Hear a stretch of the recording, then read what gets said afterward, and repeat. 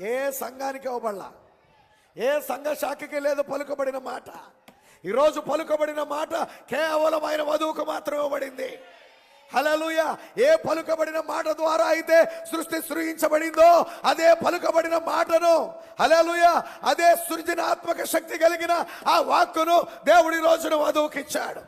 అందుకనే ప్రవక్త అన్నాడు, ఈ లోకములో మనము చిన్న సృష్టికర్తలమై ఉన్నా. హల్లెలూయా. దేన్ని బట్టి చిన్న సృష్టికర్తలు? హల్లెలూయా. పలుకబడిన మాట, పలుకబడిన మాట ఈరోజు మనకి ఇవ్వబడింది. దేవునికి మహిమ కలుగును గాక. హల్లెలూయా.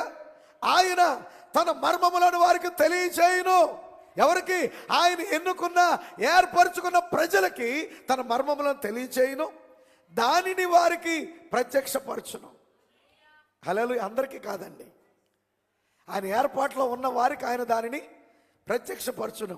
ఏమి చేయాలో, ఎలా జీవించాలో వారికి చూపించును. దేవుడు బయలుపరచడం అంటే ఆ కార్యాలని దేవుడు చూపిస్తాడు.